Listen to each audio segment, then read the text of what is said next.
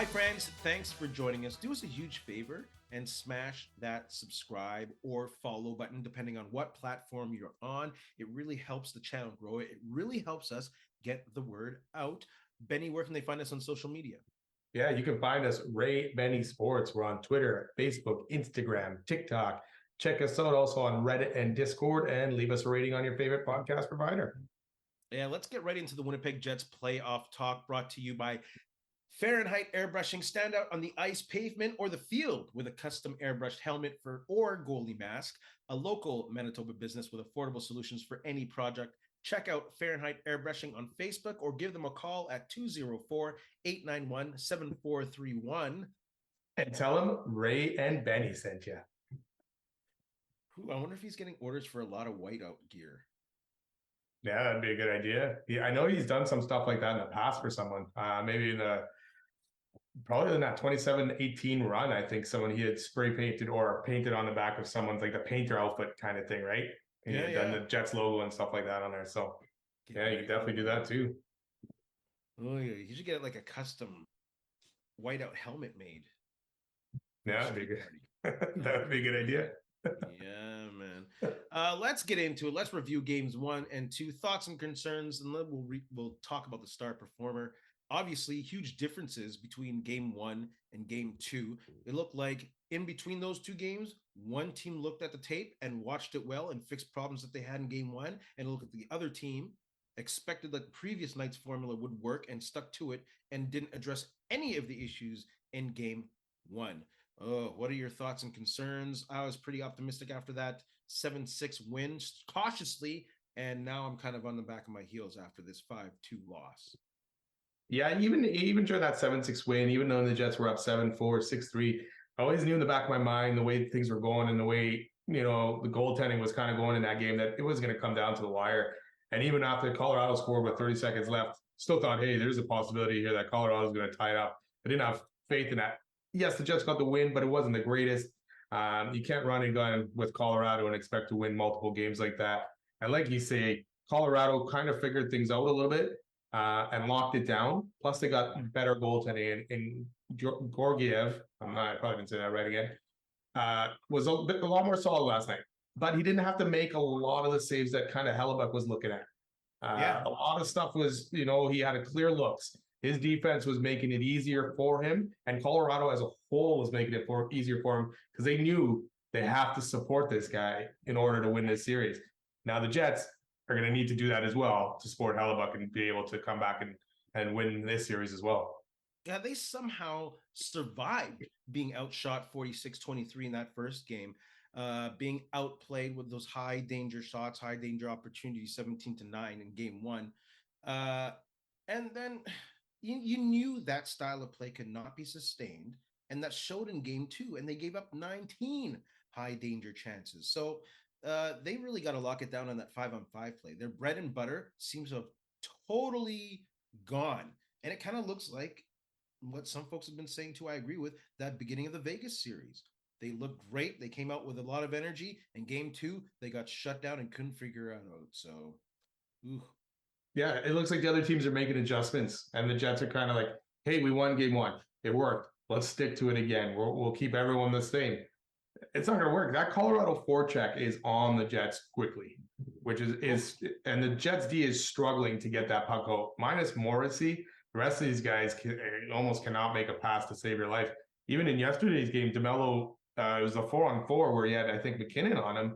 And he cuts back towards the net and skates right in front of Hellebuyck and almost loses the puck there. Never do that. Dude, what are you doing? So they're having trouble. Colorado, it's not like they're doing anything crazy. A lot of their offense is getting the puck to the point with Makar even and just looking for that opportunity. They got Niskanen in front of the net. They got big bodies in front of Hellebuyck. They're causing a lot of havoc. Jets, unfortunately, this is where the smaller defenseman comes in and kind of hurts them a little bit, trying to move those guys out. And they're causing problems. Hellebuyck's not seeing pucks. And you talk about high danger chances. They were at 60 shot attempts after 2 periods yesterday. That's crazy. And I think they were close to 30 shots or whatever it was. They're just under. So to me, even though Hellebuyck's not facing, say, 60 shots there, he's still doing a lot to deal with 60 attempts. that are flying at his net, which is going to take him down, which is going to tire him out. But to me, they got to get on Makar. They have to start playing him and not letting him shoot that puck just whenever he wants, especially at 5-on-5, like you said. You mentioned the name Niskanen.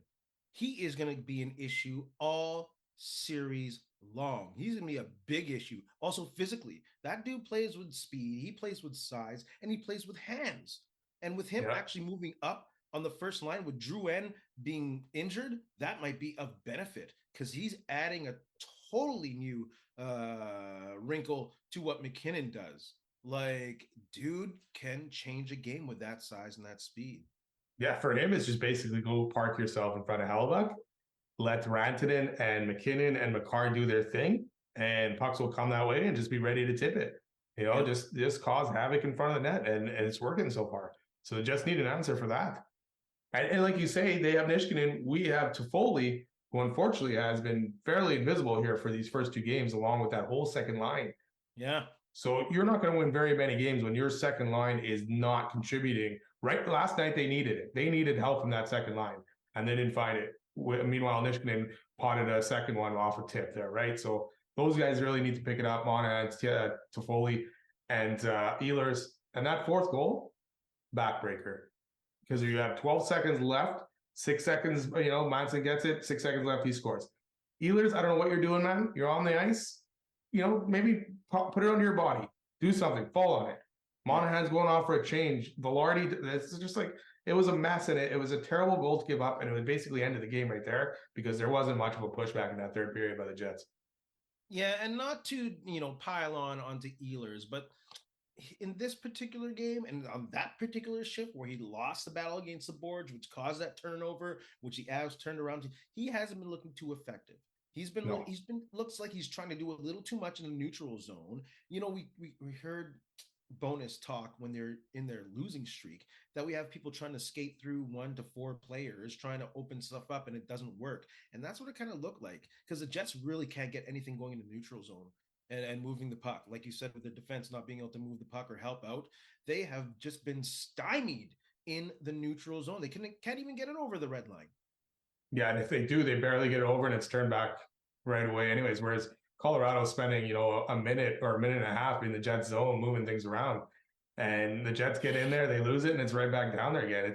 They need more offensive zone time, and right now they're losing that battle as well. They're going to have to flip that around. So, I'm not a huge analytics fan, but they're second worst in regards to Corsi, which was really reflective of not just offensive production and shots, but effect on how much time they're spending in the opponent's zone, which is not much. No, and you got a goalie there that way, who struggled in that first game, and you didn't do enough to get into his head in this game, to get in front of him, to look at the Gustafsson goal.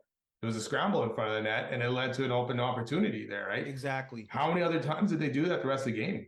Very little, if any. So you need to cause your own havoc in front of their goalie and throw them off their game. But like you say, Colorado came out with a game plan.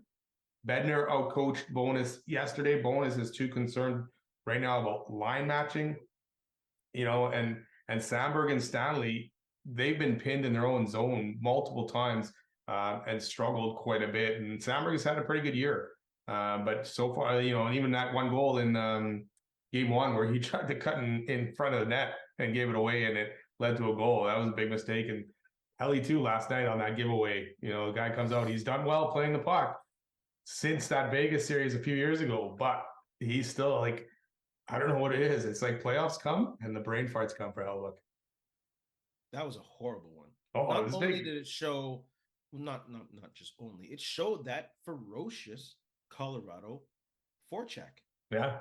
The Jets also that's another reason why they're having trouble moving the puck or getting the puck in over the center line, is that forecheck is just coming at them hard.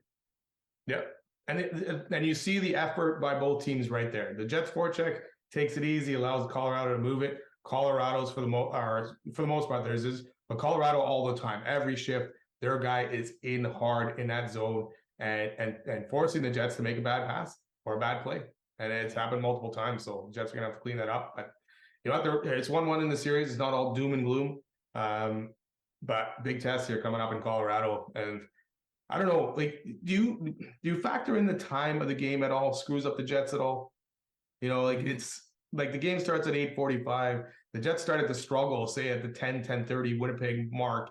When those games are usually done. Like, do you think that has a factor in how they played in the second half of the second period and the third period? They've already played 82 games this year with that caveat. Yeah, but just not at that time in Winnipeg. It's just, I don't know, man. I don't like it. It's not a home ice advantage to me that they start at that late of a time. Even the next game is 9 o'clock our time, 8 o'clock Colorado time. So I don't know. Either way, terrible effort to end that thing. That's last 6 minutes of that second period, man. Gave up 3 goals. Yeah, I think it's more structurally than physically. I think they had no answer for that forecheck, and they had no answer trying to get the puck through the neutral zone. Yeah. That's what I think. And also the goaltending advantage has disappeared. Yeah. What's Hellebuyck at 870 right now? 870 something? Like, that's crazy. And that was a concern, talking late in the year. Should Hellebuyck be playing all these games during that losing streak? It's getting late in the season. Should he get into, but I don't know. Obviously, I don't know what his mindset is in regards to getting momentum going into the playoffs, but that was a concern too. And Brossoit did play a lot of games, but I don't know, man. He's not looking good right now. No, and he's going to need to step it up for sure on his end and be better. Like, even the first goal yesterday, slow reaction to that off the faceoff, man. Like that's an easy save for Hellebuyck right there. The second one, what was the second one? No, third one was a giveaway. Fourth one was a breakaway. The second one was a tip by Nishkinen, right? So, yeah. But even in his saves and in his playing, he seems off. Like, he doesn't seem his comfortable self, like his big and boring self. And I think that has a lot to do with Colorado getting in his face and throwing him off his game. But yeah, he's going to have to steal one of these next 2 games or play well enough that the Jets could possibly win a 2-1 game or get after Georgiev and make him pay. But if he's not at the top of his game, there's no chance for the Jets. Yeah, that William Jennings is meaning nothing right now. Nothing. Like, they're almost allowing double time of possession in their zone. Double. Yeah. And that's not good for your goalie. No, yeah. Any goalie. And then over 30 shots in both these games, 45 and the 46 in the first one, I think, and just over 30. And that's how yesterday it was kind of the Avs took their foot off the pedal yesterday a bit in that third and kind of just locked things down. So, they weren't giving her as hard as they normally would in that third period. So, yeah, it's rough. Star performer of games 1 and 2, I'm going to go with Mark Scheifele. 4 points in 2 games. He's winning battles against the board. He's playing physical, and he's being a presence in front of the net. So I'm going to give it to Mark Scheifele.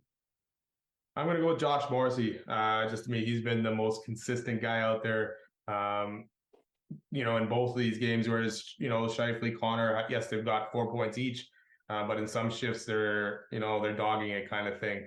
Lowry was very good in game 1, not much yesterday on his end. So Josh Morrissey, for me, who's been consistent on his end, but one thing he needs to do is kind of do what Makar is doing, get those pucks on net, start creating more of that scoring opportunity. He's got to match Makar out there.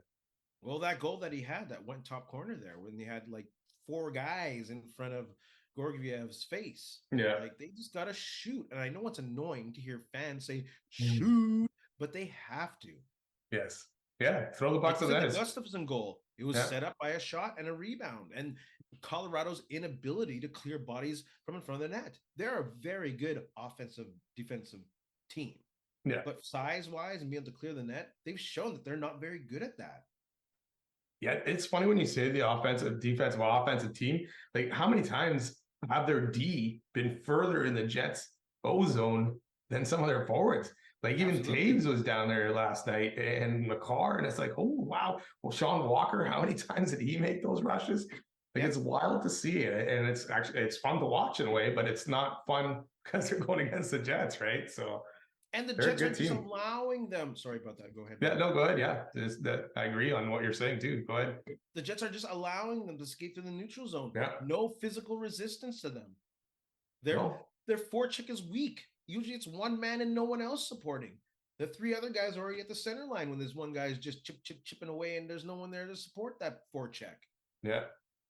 No answers in those first two. Let's see what they can do game 3 on Friday night, but it's a big test.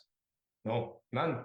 That's what's scary, because that's what happened in the 6-game losing streak as well. It's like, let's be steadfast. Remember, Appleton said, oh, our style of game is to wait. We'll play the full 60. You can't do that. You can't do that. You have to be proactive in your adjustments. And Colorado made some huge ones going into game 2.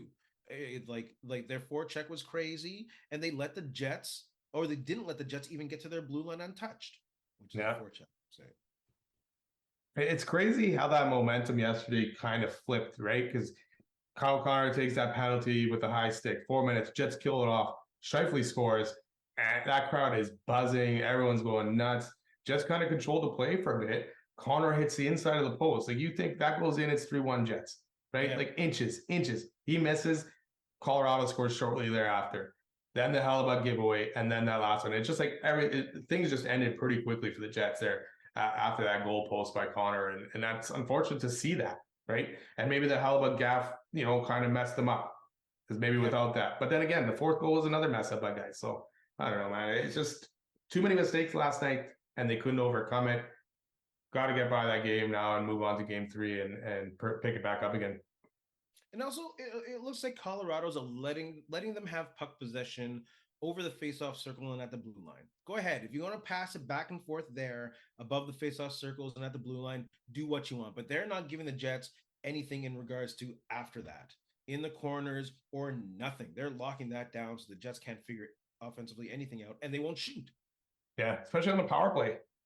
Like you watched Tampa yesterday move it and get it to Stamkos, one-timer scores. There's none of that with the Jets. It's just slowly move it. Then the guy waits a bit.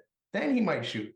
But then it's like, oh, pass it back. But yeah, I don't know, man. Yeah, exactly. The problem has been frustrating all year. So why change now? Because it's a playoffs and it's huge. Let's preview games 3 and 4, or let's look at games 3 and 4. What do the Jets need to do to get back on track, on the winning track? Yeah, pretty much what we've been saying. Get back to some kind of defensive game. Slow McKinnon down, because yes, McKinnon hasn't been going crazy with points, but he's been involved in a lot of damage to the Jets. Get someone on Cale Makar at that point. Different, say, on the power play. It's tougher. You're obviously man down, but when it's 5-on-5, Makar shouldn't be able to move around that whole blue line and look for the right opportunity to shoot. Get on him, pressure him into making some kind of play, and get those bodies out of the front of the net of Hellebuyck. Give Hellebuyck a chance to see it. If Hellebuyck sees it, Hellebuyck's going to save it. Absolutely. That's how good a goalie he is. Right now, he's not seeing it. And he's just blindly putting up the glove and hoping it's going to hit, because he can't see nothing, and the Jets need to do better at that. And be in position defensive-wise. Yeah. Like, these guys are chasing so much of the puck movement, and then when they take a shot and there's a rebound, someone's out of position, goal. Yeah, and that's the thing, right? Especially in their own end, they're running around.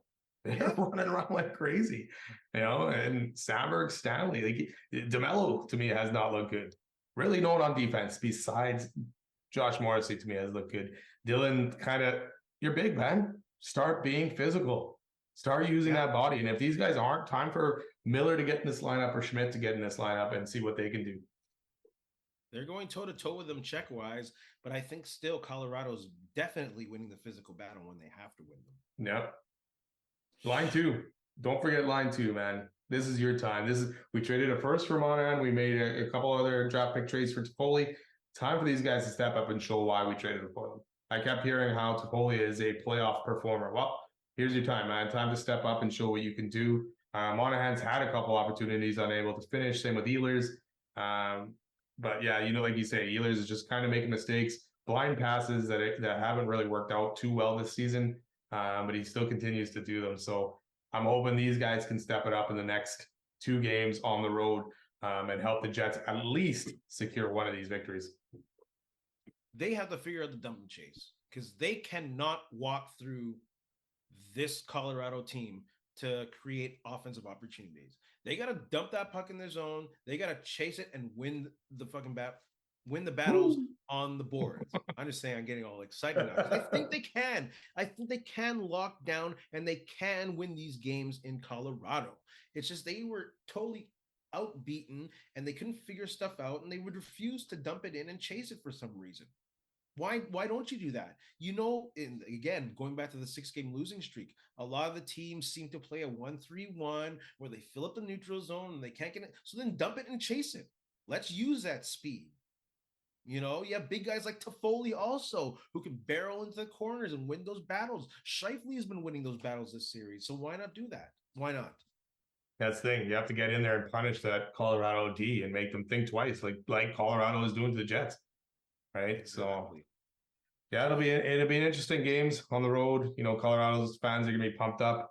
I love the whiteout, but I mean the whiteout, I don't know if it does enough to really help the Jets or if it pumps both teams up.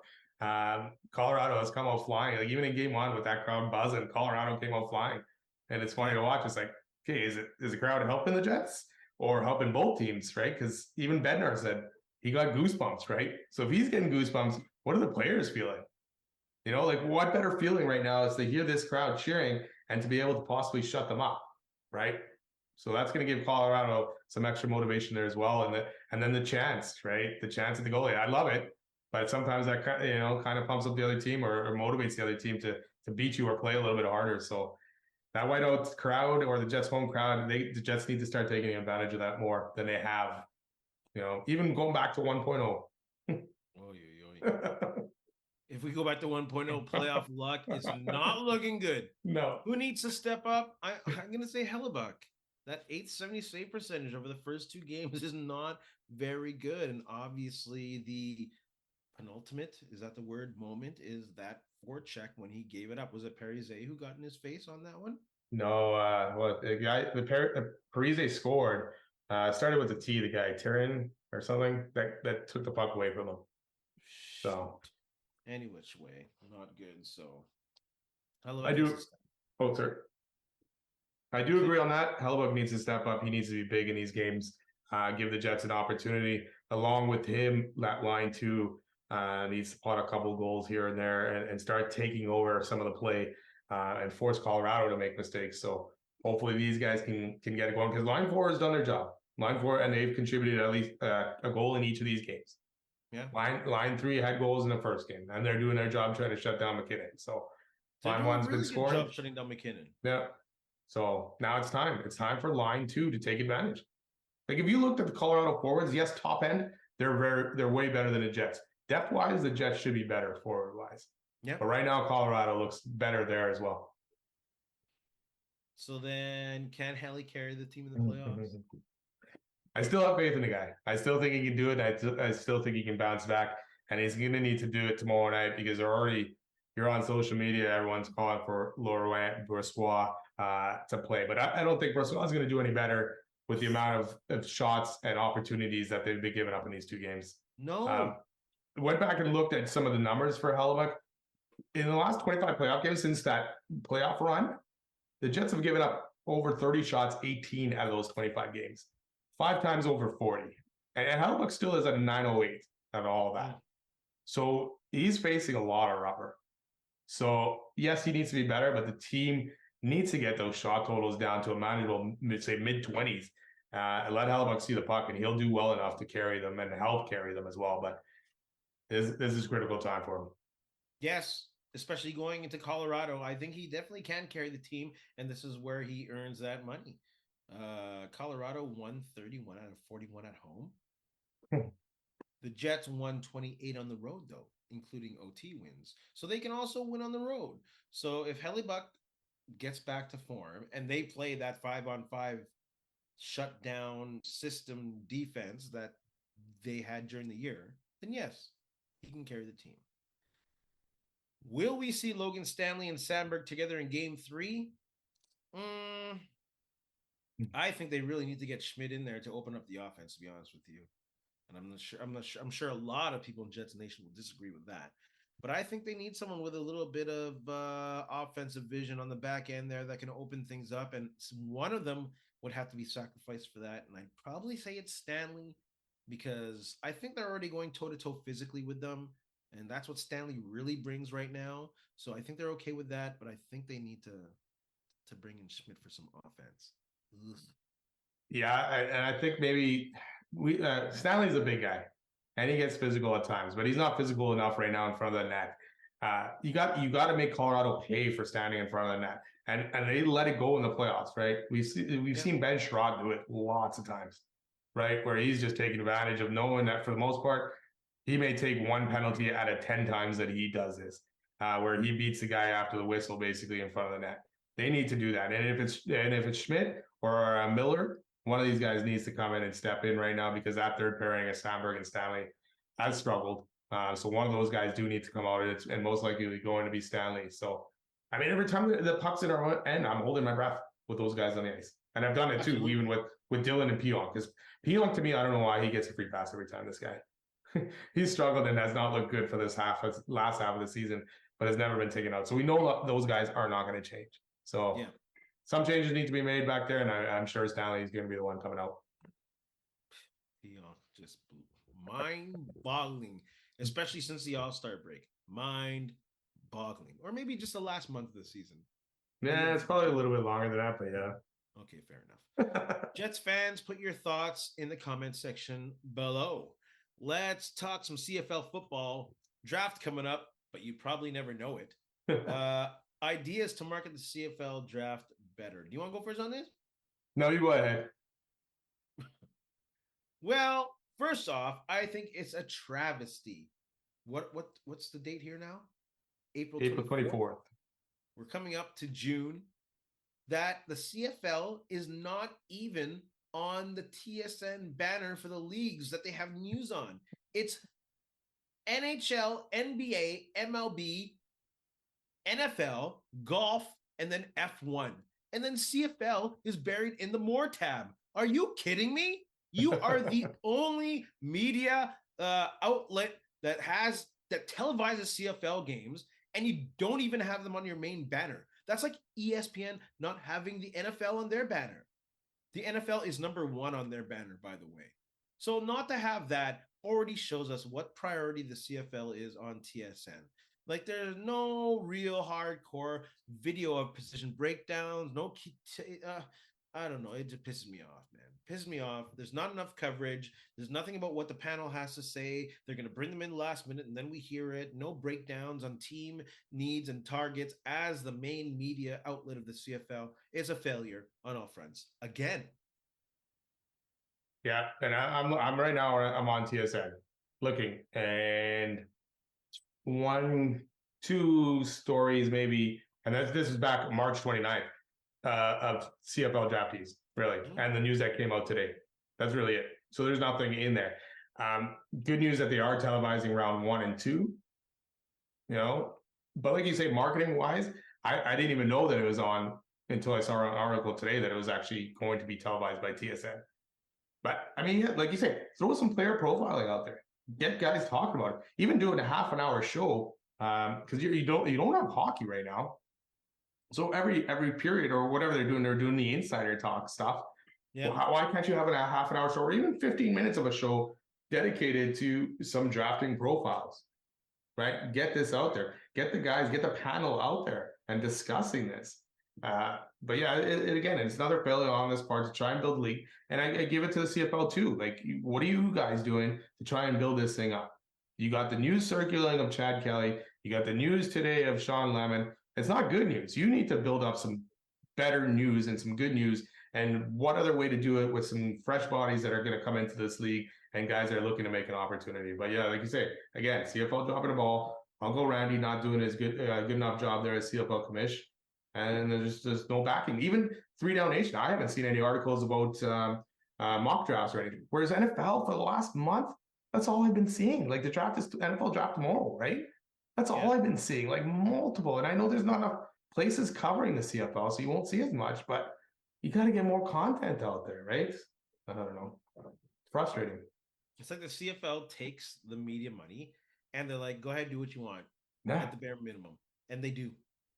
Yeah. Are you kidding me with this draft? And Canadian talent is getting so much better. And I get it. Yes, some of them might get an NFL sniff, but at the same time, profile Canadian talent. That's what the league is going to be built on for years and years to come. Do you know why the Bombers keep making the Grey Cup? Because they've been solid drafters and acquiring great Canadian talent. Yes, they're good at salary cap management and finding also some new American talent, but they've been very solid at drafting and acquiring Canadian talent. Like, shoot. You say they're good at salary cap management, and then they slightly went over the cap. It's 25,000. That's I nothing. know, it wasn't nothing. That's people nothing. were up in arms. See, that's why they made it. It's like, come on. It's a loose cap. We all know that. If your team doesn't want to go $50,000 over a cap because of injuries or whatever, that's their problem. Yeah. That's their problem. Because you're paying a fine anyways, right? So the money's going back into the league anyways. Yeah. And like you say, how much was it? 20-something thousand, 27, 25. So it's not like you're going over 200,000 here or even 100,000. It's very minimal. So that's easy to incur. Yeah. So you can tell me you'd rather just have a rookie that came in and take a veteran out because of injuries because you need to get under the salary cap? That's stupid. And that's why your team is not winning. And that's why the Bombers were not winning for that long time. Like you said, Joe Mack didn't like Canadian players. Traded those draft picks, did whatever with them. And, wouldn't make proper choices with the money. So. Clown show. We haven't heard that name on this show in a long time. Joe Mack. We don't mention that name a lot. Oh, my goodness. Acceptable or unacceptable that TSN is showing 2 preseason games on TV? Well, we're just talking about TSN, right? So to me, this is unacceptable. I wish they would at least show 1 game from each team. So you can see what the teams are looking like and what kind of new players are out there to kind of take a look. And that would drum up some interest possibly in the season. I know exhibition games or whatever, but you got a dedicated fan base that wants to see these games, and they should do a better job of getting them out there. I think it's devil's advocate. Acceptable. The preseason happens in the middle of NHL playoffs. What are they like? What I'm not like, what are they doing? What can we expect? Like, that's the primary concern in regards to all their resources. It's going to the NHL playoffs because that's where their viewership is. And that's what happens also when one network has a monopoly over the league. So I don't blame them for choosing TSN or NHL playoffs over the CFL. And also they're offering it online. So hopefully they can build that brand of offering CFL content online, because they should be building that. Because CFL content online is very weak right now, as long as the quality of the presentation does not drop because it's online. But the TSN doesn't even have hockey, right? I know they show that they got their panel talking, but they're not showing any games. And you have 5 TSN channels. Could you not throw it on one of them? Maybe. Right? Throw it on TSN Ocho or whatever. Well, they don't have Ocho, man. They have Cinco, and that's it. Cinco de Mayo. Quick shots. Are the Canucks... Whoa. We alluded to him before a bit. Shawn Lemon. Oh, I thought that was quick shots. Oh, no. I thought we were including it with CFL Talk. Thoughts on Shawn Lemon? Go ahead. Talking about the CFL joined the upper echelon, I guess, of players getting suspended for gambling here, because every big league has had a guy get suspended so far. And what Toronto Raptor guy, didn't he get suspended for life? Poyer. So I not necessarily a total black mark for the league or anything like that, because every other league has had something like this. Not a good look at the fact that he was playing these games. It's like, why can you not bet on other sports or other leagues? Don't bet on the CFL, man. You got all this stuff to bet from. You don't need to bet on the CFL. And to me, how long did the CFL know about it? This was 2001 that he was doing this. So did they know over the last 2 years, or did they just find out? Because this investigation moved pretty quickly, if they did, quicker than that other investigation that we're still waiting to hear news on. So I don't know, man. It's just, I get there's a lot of gambling out there, but why do you have to do it on your own league? Yeah. It's such a part of the revenue in sports now, gambling. Commercials, tons of commercials for it. Analysts now giving you what the over-under is for the second half. Like, it is a lot out there, right? Yep. It's nuts. And it's like, I have no problem with these guys gambling. Just bet on another league, though. Don't bet on the league you're playing. It makes no sense why you gamble on a game that you're playing in. That's what I'm saying. That's all I have to say. I don't want to take a dump on anyone's career, but the legacy has been ruined now. Yeah, I mean, our last question last episode was which two guys are getting first ballot Hall of Fame, right? And that we both picked Shawn Lemon, did we not? Or we kind of agreed on Shawn Lemon? That's not happening now. So I didn't pick Shawn Lemon. Well, you went with what's his name? What's the Hamilton guy? Why can't I think of his name right now? Simone Lawrence. Great. I think he'll make the Hall of Fame and not Shawn Lemon. Well, especially now. Quick shot. Are the Canucks in trouble without Demko? Of course they are. He's the #1 goaltender. Who's this DeSmith that they have? 12-9-6 with an 8.96 average and 2.89 goals. No, that's not good enough. They are in trouble. Yes, they're in trouble. Yes, I agree. They are in trouble. And like you say, that's a huge drop off from Demko to DeSmith. And Saros is playing pretty good hockey there for Nashville. So I think Canucks, unfortunately, they had a great season. Unless the other guys can pick it up and the team can play better defense to limit opportunities, yeah, they're in trouble. Can we pencil in the Oilers in the conference final then? Yeah, exactly. Yes. I think they're going to have an easy time with the Kings. And even if Vancouver get by Nashville, if Demko is not back for round 2, Edmonton will have an easy time getting through there. Not easy, but they'll have a little bit easier with that offense, right? And even with Nashville, I think they'll be able to do it. So yes, the Oilers, I believe, are at least making the conference final. Yeah, you can pencil them in as long as there's no injuries. They're an injury to Skinner or an injury to McDavid away from being not that good. And that's when Jack Campbell comes back and leads the team to Stanley Cup victory, right? Yeah, right. Can the Leafs pull it off against the Bruins? Sure, why not? They're not a bad team, and they won a game. So, of course, yes, they can. Well, they're down 2-1 right now in Game 3 with about 10 minutes left in the third. I was impressed. Game 2 was very good. They played a great game in that and took it to Boston a little bit. To me, it'll come down to goaltending, and I believe more in Boston's goaltending than Toronto's. So I don't think they're going to do it, and especially if they're going to do it, they're going to need Mitch Marner to step up. Should Amon-Ra St. Brown be the highest paid receiver in the NFL? I think anyone who's in the top 10 receivers in the NFL should be considered for being the top paid, and he's definitely in the top 10.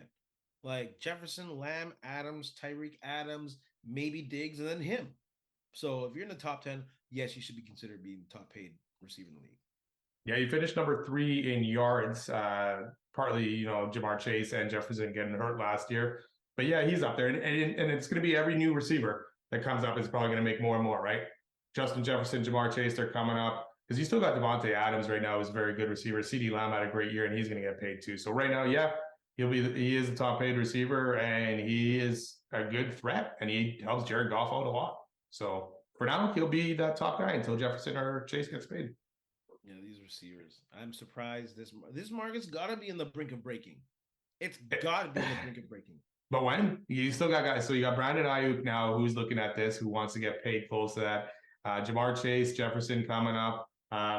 Like the wide receiver market is hitting like with the QB market where it's going. Like every guy's just kind of top of the next guy, whereas running backs are just going down, right? So what round was Brandon Ayuk drafted in? First round. 24, mid-20s. Him and Samuel were both first rounders?